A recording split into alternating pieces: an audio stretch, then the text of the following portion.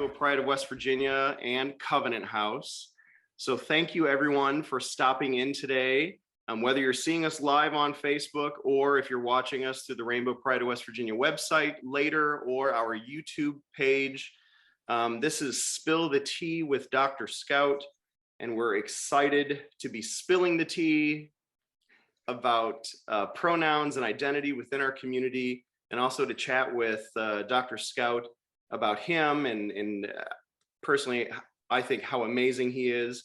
Dr. Scout has been with us once before in West Virginia, and we're happy and excited that Covenant House has brought Dr. Scout back to West Virginia.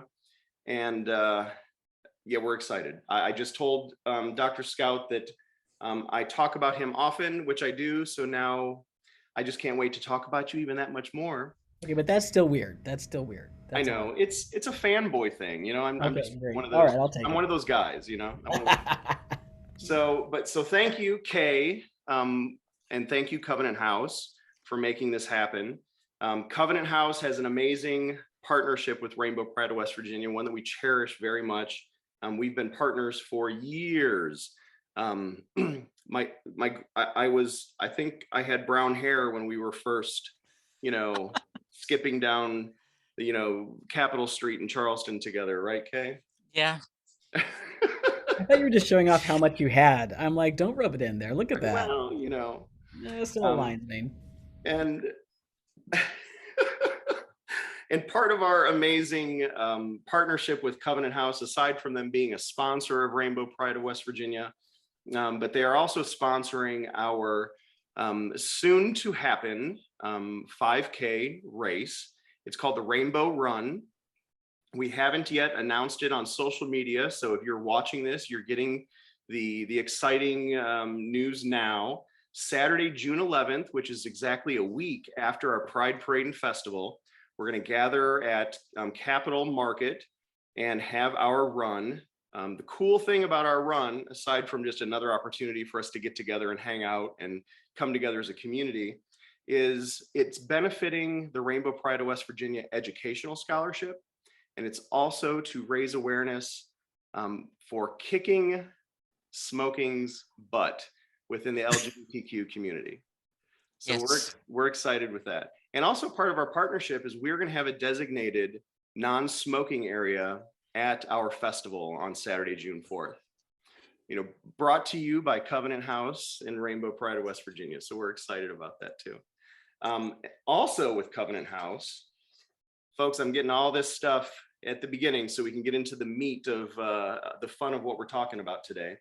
But Covenant House is having an open house of the brand new LGBTQ Resource Center.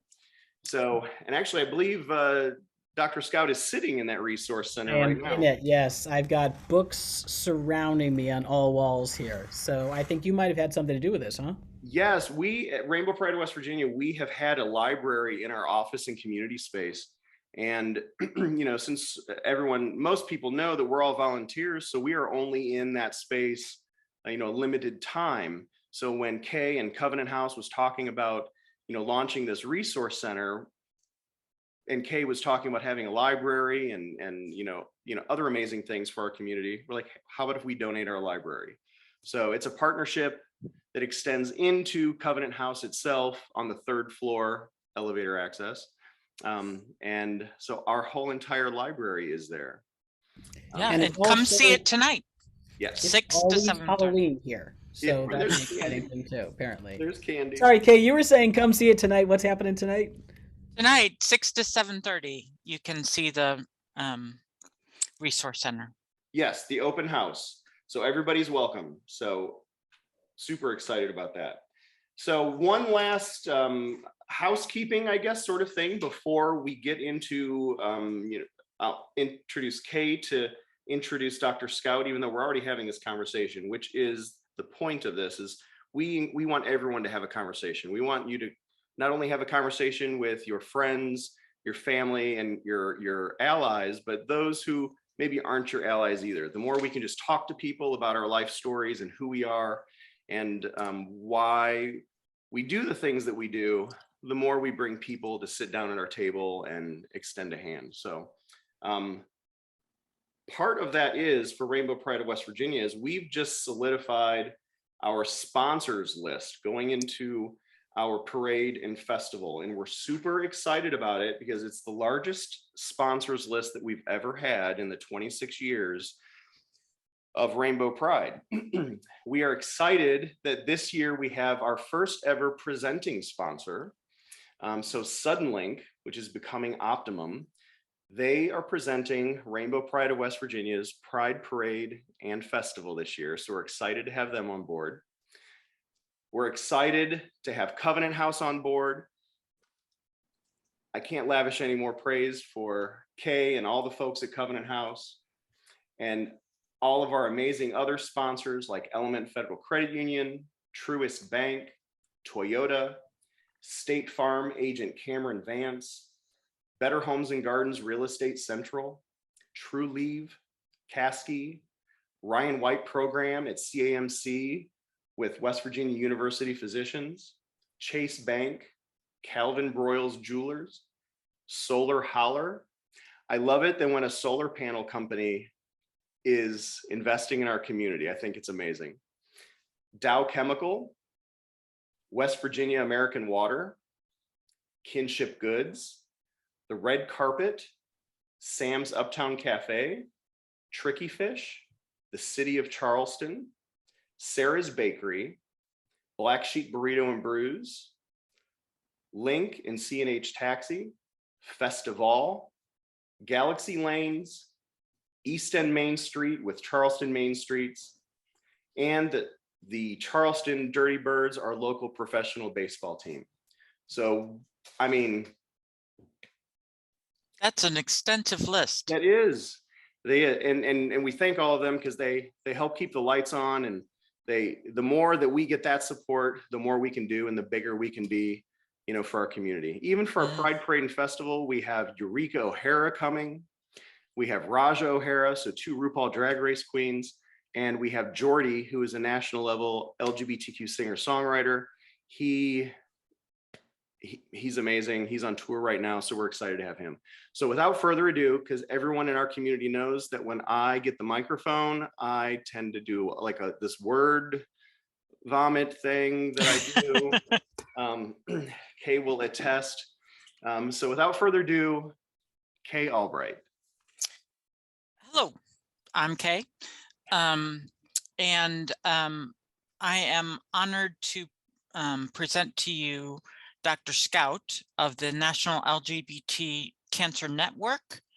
He will help us to discuss pronouns and anything related to our community as we go through.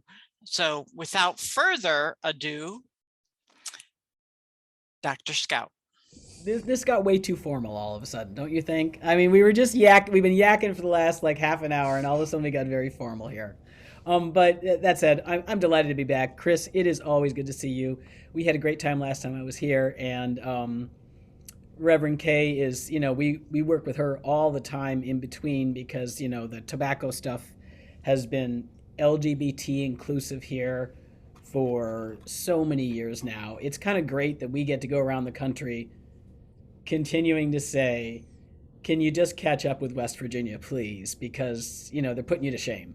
So that's exciting. And so, when I come here, I have a tendency to go on, kind of go around and talk to some folks. And it was interesting because we did have an interesting training just yesterday at, it was really at the medical center, right? It was at Health Right, but it was The West Side Medical Center staff, Charleston Medical Center. And some interesting things came up there, I will say. So, Reverend Kay, can we say like what they've been doing as far as the trans outreach? Is that something fair to talk about here?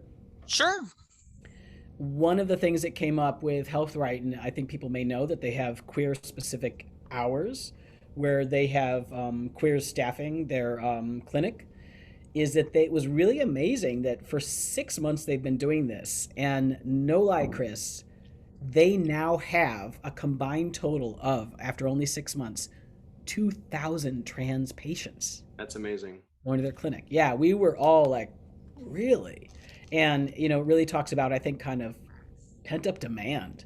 And so I think, as Reverend K and I have been talking about now, like what other kind of pent up demand might there be for folks to really kind of connect and not just get resources, but also connect to each other too, as a way to provide that support.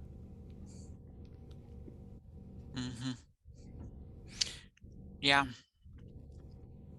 Yeah. I mean,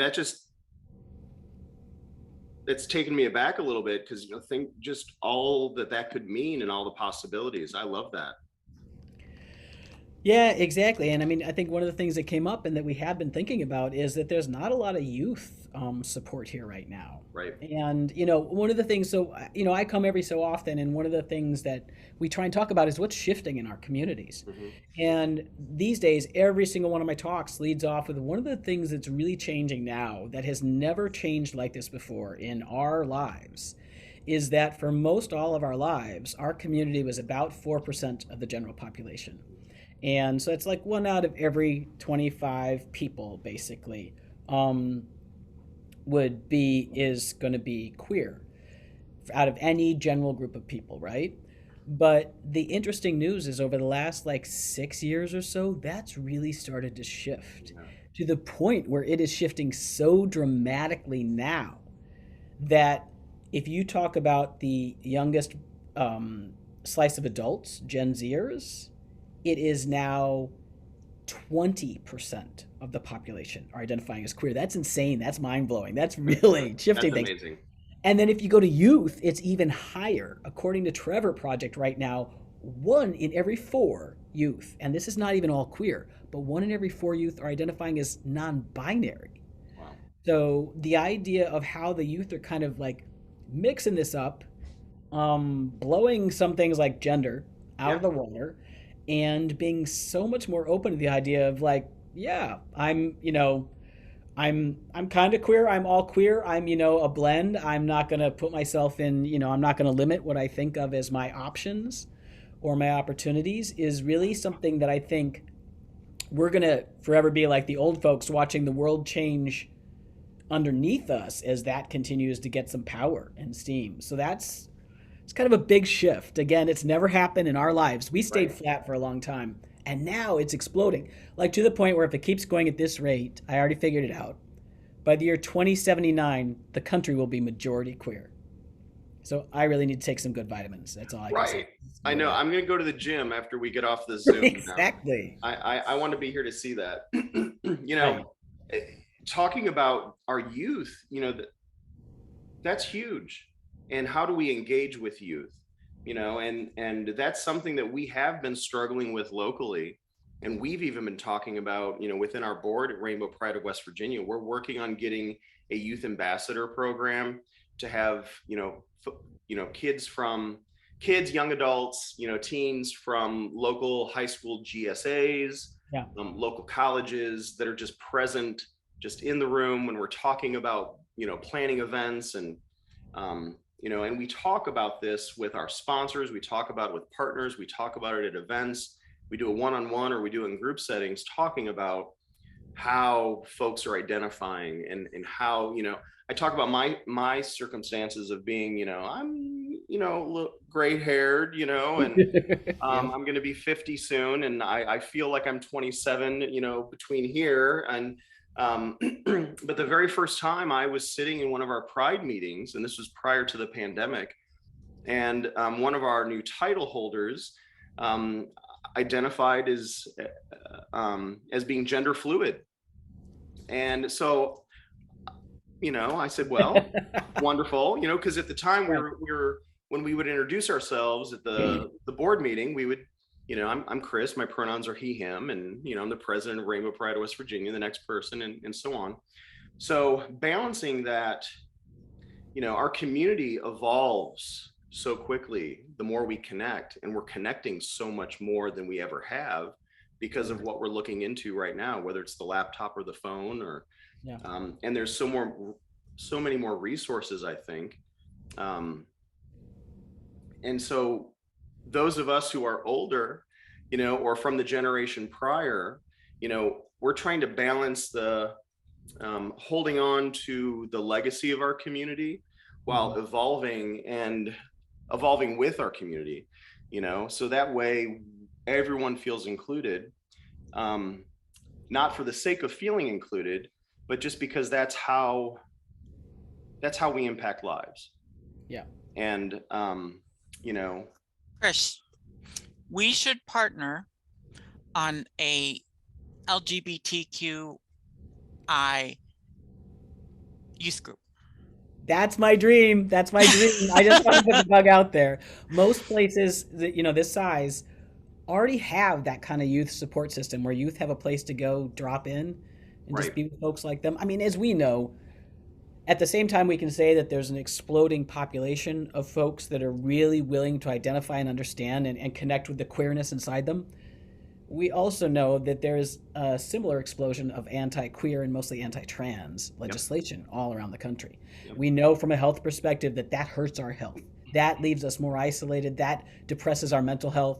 Like literally, if there's an anti-queer bill in one state, we can measure the fact that mental health will go down in the states around it. So that's just even old school when there used to be one every so often. There have been almost 300 introduced across the states in this last legislative session alone. So we're in the middle of like a hailstorm of these kind of anti-queer bills, which means that for the people who haven't connected solidly with the community yet, they're the most vulnerable right now. Right. I mean, we already know that suicide rates among youth are through the roof. You know, for trans folks, about 40% of us attempt suicide. And we also know from the Family Acceptance Project, if you have either any acceptance at school or any acceptance at home, your chance of committing suicide goes down eightfold.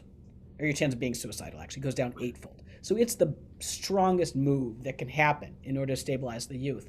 And so, I mean, I gotta say, especially as we look at those health right numbers of the, you know, the people who came out for a service, that and then we look at the numbers and the number of youth who are identifying, that seems to me that's a big pent up need. Then we need, you know, I hope that you all have some dedicated youth drop-in services. I think that could really go gangbusters. Yeah, I think so too. You know, when, you know, the highest percentage, when we have our events, it's dominated by high school kids and young college age kids. You know, when we have the Pride Night with the professional baseball team, you know, last year, you know, we have photos of the, you know, the mayor of Charleston in the middle of this big, it almost looked like a mosh pit of teenagers and high school kids from local GSAs just dancing after the end of the drag show, you know, because, you know, she's a mom of, you know, high school and young college age kids. Right. So she really taps into that. And, you know, these kids were thriving, these young adults were thriving just with that recognition from the mayor of Charleston. Yeah. And then us having that event and the you know, the team giving that visibility. And to speak to the point, and this is a very can you imagine us having that when we were kids? Like, no. That seems, yeah, no. And the irony of even that happening in that space where our ballpark is here in Charleston, historically the old the Palace, which was a gay bar that is now a parking, it's another building. It might. So they really did pay Paradise and put up a parking lot, apparently. Oh, right. The Palace, it was, yeah.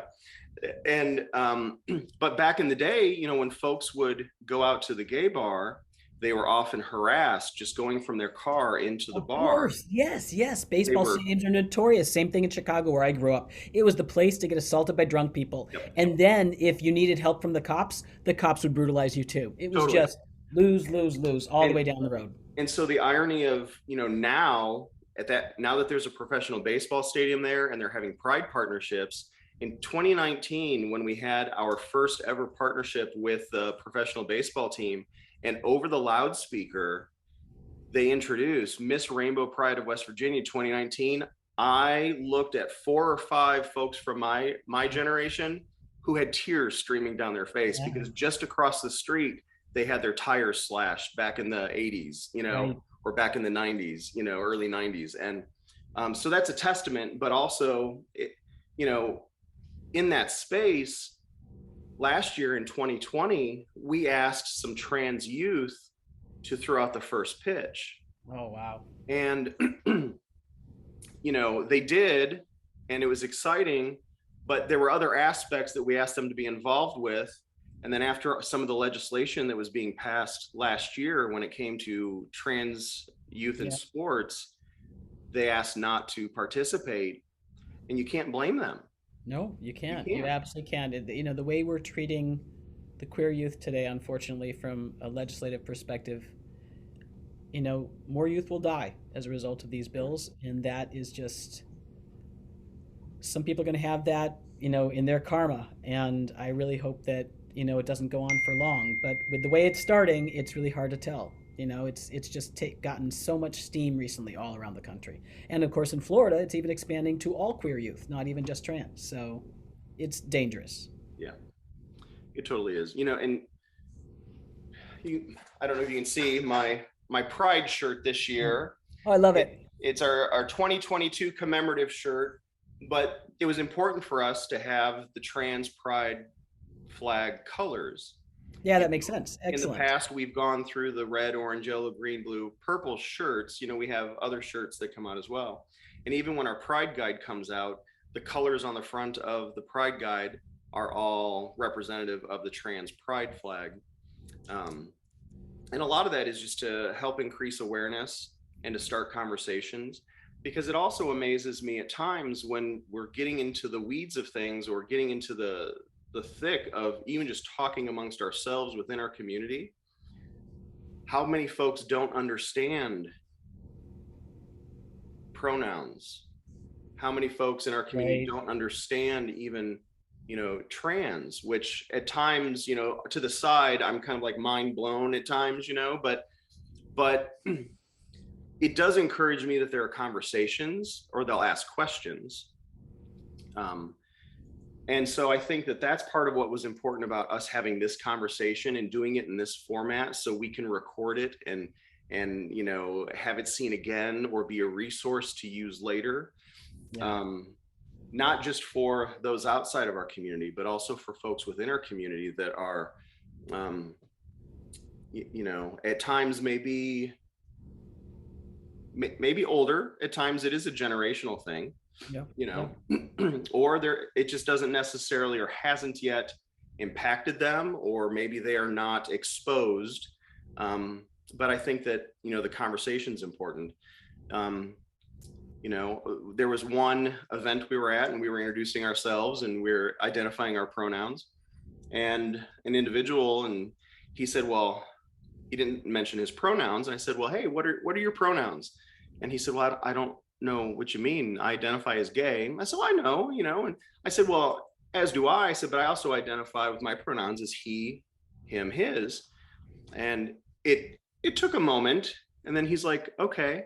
And he's not very active online, you know, just kind of Right. lives his life sort of thing. And it wasn't a bad situation. It was a good learning experience and conversation. And Hmm. since then, he's asked a few questions and even talked to other people that he's exposed to. So I saw that as a positive.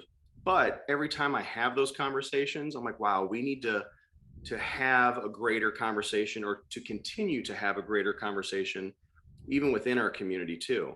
Because at times we kind of take for granted, some of us that are more active, I would say, Right. um, like, you know, we try to evolve with the conversation. You know, our terminology changes, our understanding of it changes, and that's just human behavior and evolution. I think, you know, you're the expert, you know. um, You know, it's hard to be an expert on us because right. we, as you say, we keep changing. So I don't know. I'm an expert on some things, just a few things. Well, I think, you know, what you bring up related to pronouns is really kind of a good point. And, you know, one of the things I think about it is that it's incredibly powerful. Like my daughter, who just started to identify as queer a little while ago, was complaining maybe 3 years ago that her college was asking her to introduce herself with her pronouns. And she's just like, Dad, the whole politically correct thing has just gone over the edge, kind of thing. And, you know, I'm like, okay, that's one way to look at it. Because, of course, her experience is that she looks like a she. She was always called a she. No one ever got it wrong. She never tried to get rid of the she. She never had to deal with people stumbling over it, Mhm. saying the wrong thing.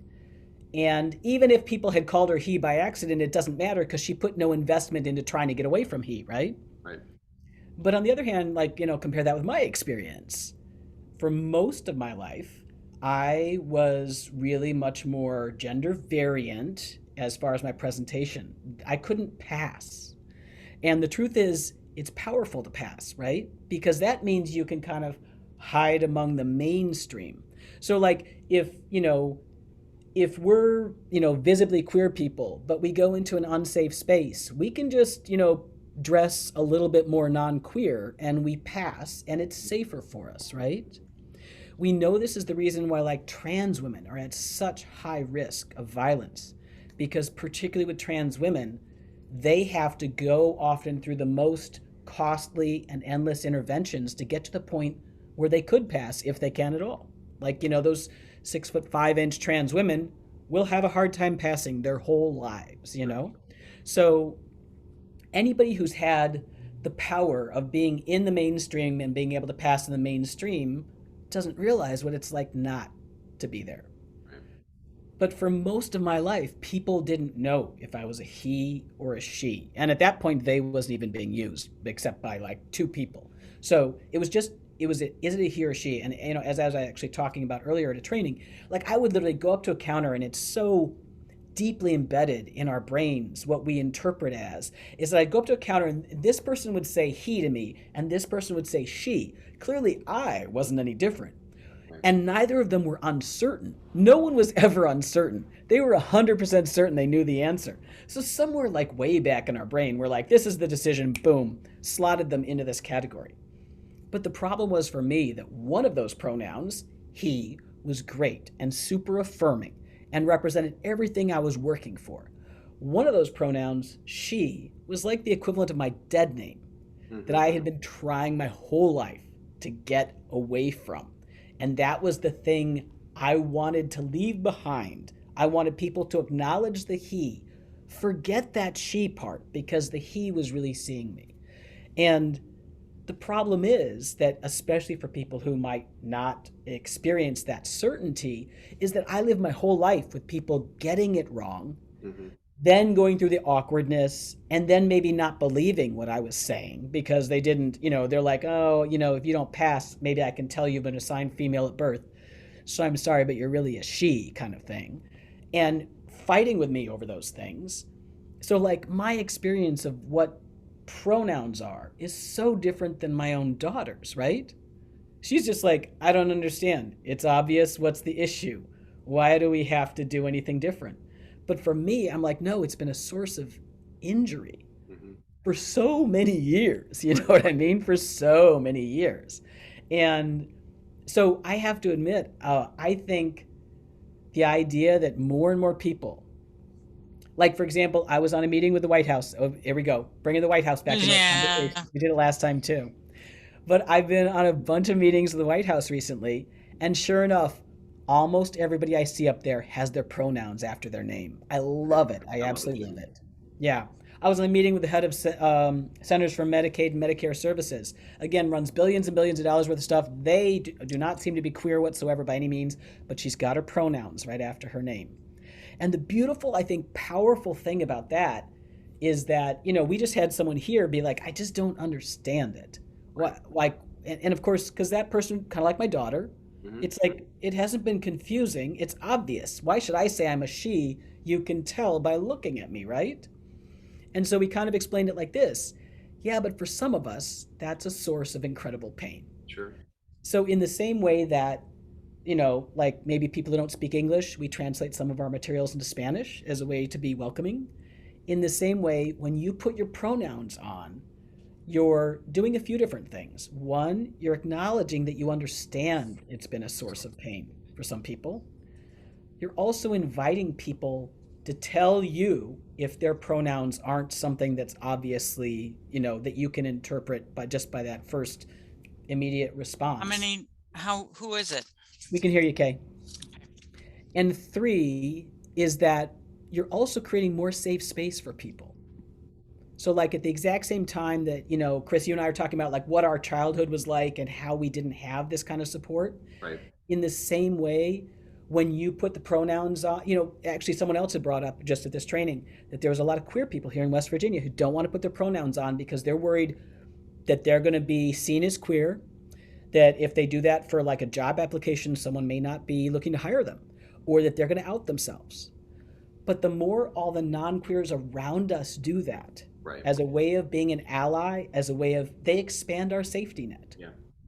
So, I mean, I think there's just like kind of layers, but one of the things that I like about it is it's a really powerful way for people who want to be supportive of the communities to take a step. Yeah. Show us the safe space. If you're introducing yourself, you can do it that way. If it's on your Zoom, if it's on your email, there's so many ways you can kind of almost set it and forget it.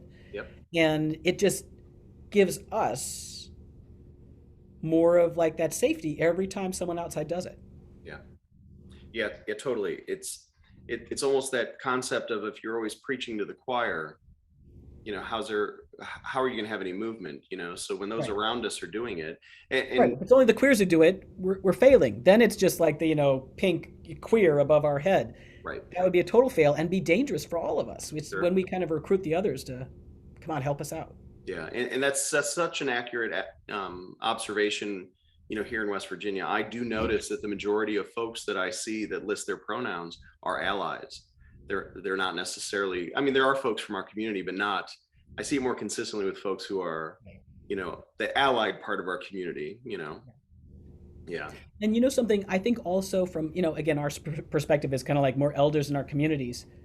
We also, I think, if we have the safety, I don't know, I'm sure it's the case, but I'm always like, I got to do everything I can to show the youth, particularly the vulnerable ones who aren't connected, that there is, here's an adult who's, is a safe space for them. So like, when the pandemic was big and we had to do our masks all the time, I have my trans flag mask. I also have, and you can't see it exactly here, but I also have my shoelaces, as a matter of fact. Perfect.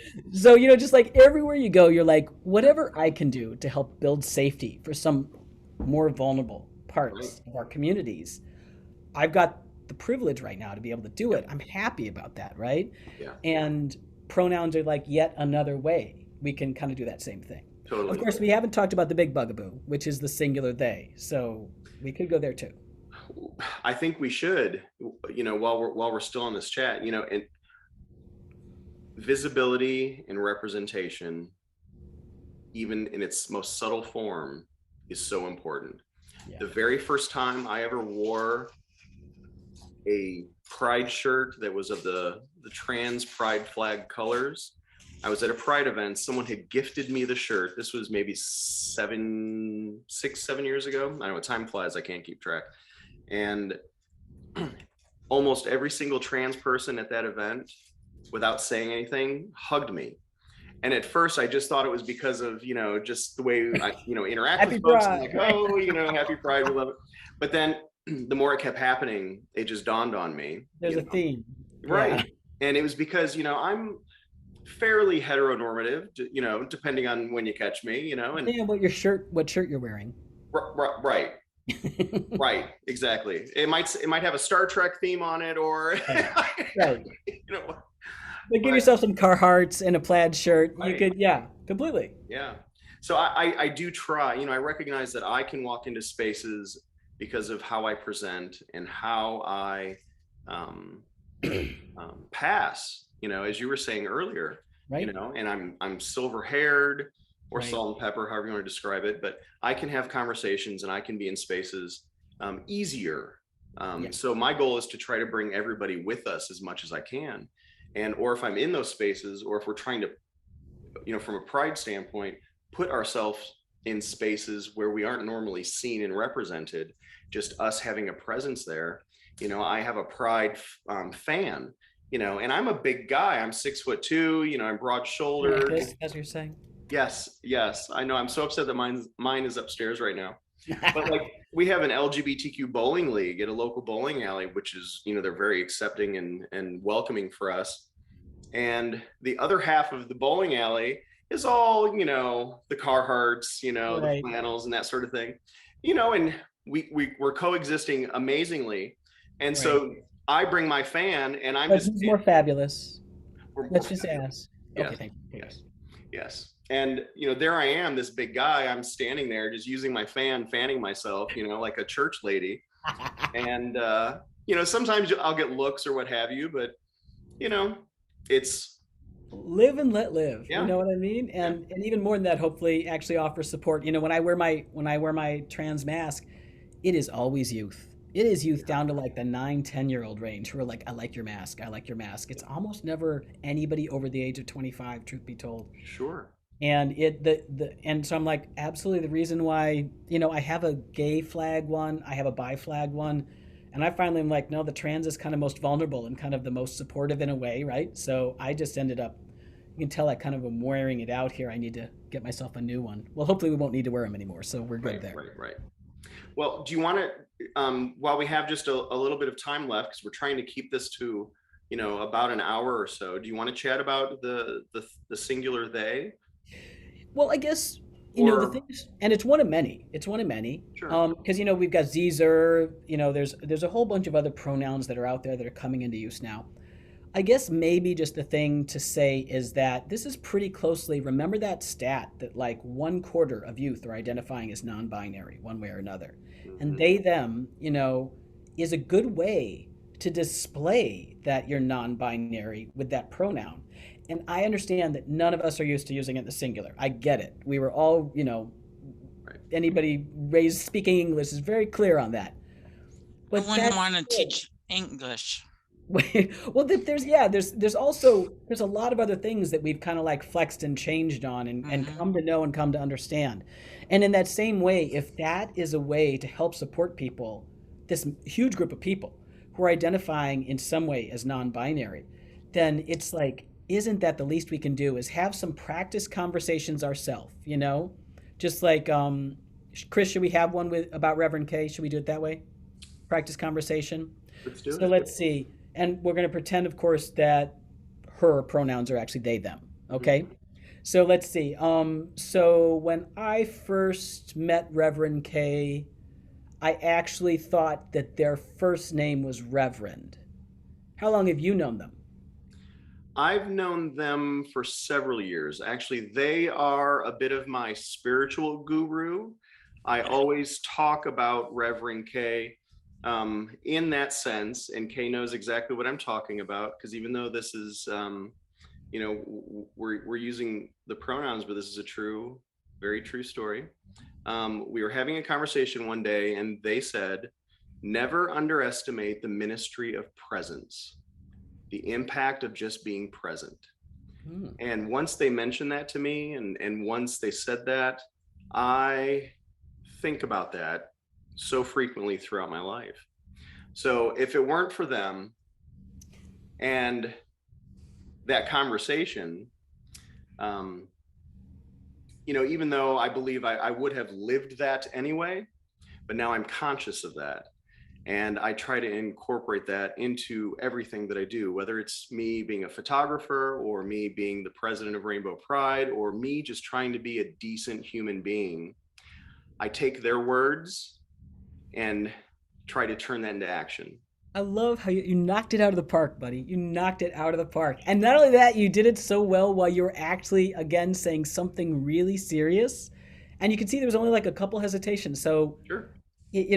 a little bit of practicing like that. Sometimes you do it by yourself until you get a lot more familiar with it. And you can be that much more of an incredible supporter Right. for, anybody who's at the more vulnerable end of our society. And isn't that really what we all want to do? We all want to make it easier for the next generation. Right. Mhm. Definitely. I love that so much. Well, we all get a little grumpy sometimes to think about things that change, right? Right. But when I think to myself that 1/4 of that young population is identifying as non-binary, all those legislative things that are out there that bring me down, Right. that get me sad, everything like that, I'm kind of like, something, we're gonna overwhelm you. Right. Sorry, but we're gonna outnumber you. We're gonna like you just it's a wave you can't get rid of. So, it's a huge number of us, and that I think is so exciting as comparison to the haters being haters. That wave of new folks is one of the most exciting things that I see in my world right now. So I think, again, we got to take our vitamins so that we That's right. live long enough to see all these folks rule everything. Mm. Normally when we have our spill the teas, they're often in the evening, and so there's always something, some drink on hand. Oh, So, we have our smoothies. It's less but fun we'll like see. that. Mine is in my Pride cup, my color changing Pride cup from I love an it. event last year. Mine is actually pomegranate and cranberry juice because I'm Oh, trying to, and it's low calorie because I ate a lot of sweets yesterday. So Nice. I'm going for the Super vitamins healthy. and all the good Super stuff healthy. from the Yeah. pomegranate juice. I love it. And I want to figure out where I can get one of those t-shirts, I realize. So you got to tell me I can get the hookup. Uh, um, uh, when are you leaving West Virginia? In about a month. No, I'm kidding. Sometime tomorrow, I think, but it's very late tomorrow. Well, I will have one for you. I will get it to Kay, Excellent. Okay, and cool. I'll Oh, just we find might out. see you tonight too. We might see you tonight at the Yes, resource center opening. I will bring it tonight. Oh, that's lovely. All Once right, we're finished in excellent. the chat, I will ask you your size. That sounds great. I mean, some things have to be private, your size of Oh, it's shirt. medium. Sorry, it's medium. Sorry. That part I can totally pass as just medium and average. Put it that way. The rest of my life, I try my hardest to make sure I don't pass. I love it. See, I let out there my age, mm. Well, but don't you you've been think 50 for a number of years, haven't Oh you? my goodness. that's So, Dr. almost? Scout, my brother thinks that he is a marketing mastermind because the year that I turned 42, he started this hashtag campaign between Instagram, Facebook, and Twitter that was hashtag Chris is 50. My brother is 4 years younger than me. So I was born and raised in Toledo, Ohio. And then for 7 years, I lived in Cincinnati. And that's where I met my partner, Josh. And then I moved to West Virginia. So he enlisted all of my friends in all three of those cities to post something about hashtag Chris is 50. So many folks in just around the area, we'd be out boating or at events or somewhere, and someone's like, "Oh, wow, your Happy skin birthday. looks amazing," and I'm like, "Oh, thanks." And I always have this joke that I keep a nice layer of fat under my skin to smooth out all the wrinkles, Right. and this one gal, she's laughing and chuckling, and she's like, "Well, you just had a milestone birthday, and what's your skin routine?" And I just told her I just exfoliate in the shower, like that's it. I don't do anything special. She's like, "Well, considering you're 50," and I just looked at her, and at the time I was 43, and I said, "No, this is the skin of a 43-year-old. So I will own being 50 once I'm there. But every single year, there's somebody who's like, 'Oh, Chris, you're 50 now, and like you look great for Well, 50.'" it sounds like love. So it is. But Somebody who because loves of you enough to that, hassle you like that, to make your life difficult like that, it sounds like good support. so for my 50th birthday, I want drag queens from all over. I want Oh, this yeah. major blowout party. I mean, it has to be a big deal. Yeah, exactly. Absolutely. Well, I hope we're invited. Yes. I love it. Well, before we wrap up here, is there anything that I think the reason why I'm here is to kind of do training related to health stuff. So I guess I just want to like circle it back that these things really take a toll on our health. So I guess, in light of all this negative legislative stuff, in light of all the haters being haters and being so much more loud at it, I guess, maybe to say something is that might be something we want to think about is I think we really have to choose kind of in some ways what we look at yeah. and what we focus our concentration on, and also be aware of how these things connect in our bodies. We deal with a lot of stress as compared to the general population, and we sometimes take that out in maladaptive ways, like smoking more, like other drugs, like not taking care of ourselves, like not having a medical home, not going out of your way to find that doctor who can make sure you get all your cancer screenings and things like that. And so I just really hope that at the same time that we're out there talking to the providers, trying to teach them to put the pronouns on their names, Mhm. and to make sure that they hold out some kind of a flag of welcome outside their place so we know it's safer to go there.